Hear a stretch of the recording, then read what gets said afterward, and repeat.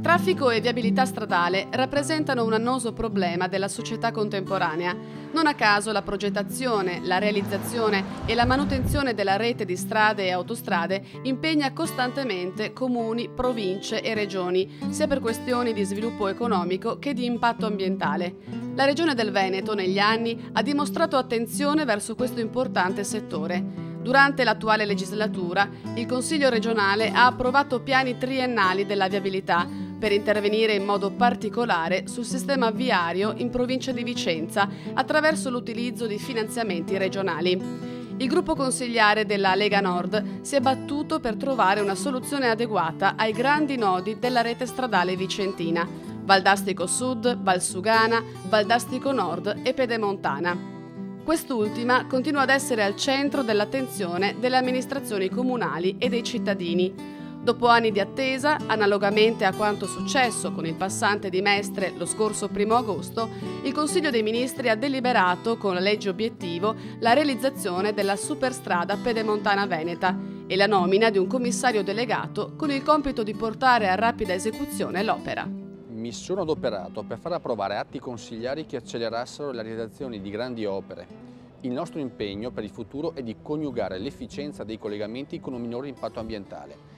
In questi anni abbiamo portato a casa finanziamenti per il Vicentino per risolvere i problemi dei punti neri della viabilità.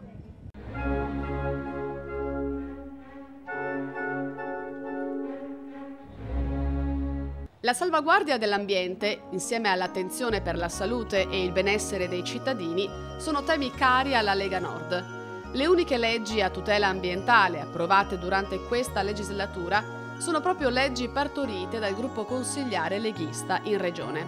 Si pensi agli interventi regionali per la promozione e il rispetto del protocollo di Kyoto, alla legge per la tutela dei corsi d'acqua delle risorgive o a quella per la prevenzione dell'inquinamento luminoso, grazie alla quale è stato dato un contributo importante per combattere lo spreco di luce. Sono leggi proposte dalla Lega e approvate dal Consiglio regionale che testimoniano la nostra attenzione per l'ambiente e per la difesa del territorio. Vale come esempio la legge 23 del settembre scorso, finalizzata alla tutela dei corsi d'acqua di risorgiva.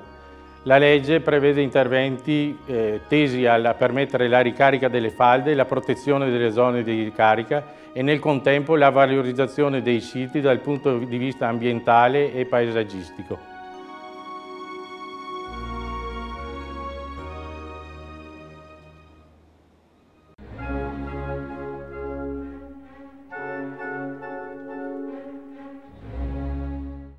Il 6 giugno 2009 un'improvvisa e violenta tromba d'aria devastò Valladiri Esepio X e i comuni limitrofi. Abitazioni distrutte, capannoni industriali scoperchiati, decine di feriti e sfollati. L'ammontare dei danni subiti da 6 comuni trevigiani della Castellana colpiti dalla catastrofe è stato stimato a 33 milioni di euro. Finalmente, dopo mesi, i primi attesi aiuti economici sono giunti a destinazione.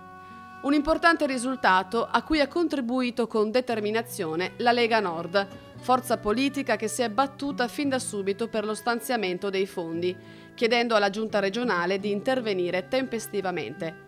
I cittadini ora esigono certezze.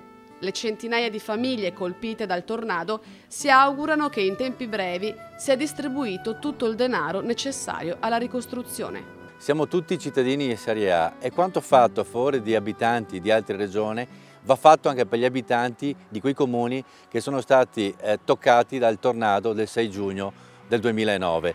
Oggi, a distanza di qualche mese, ne vediamo ancora i segni e gli effetti.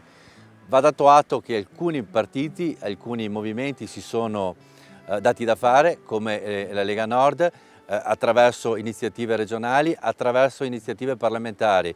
Oggi devono essere certi anche i tempi nei quali verranno erogati i contributi affinché i nostri cittadini possano riavere le abitazioni perse.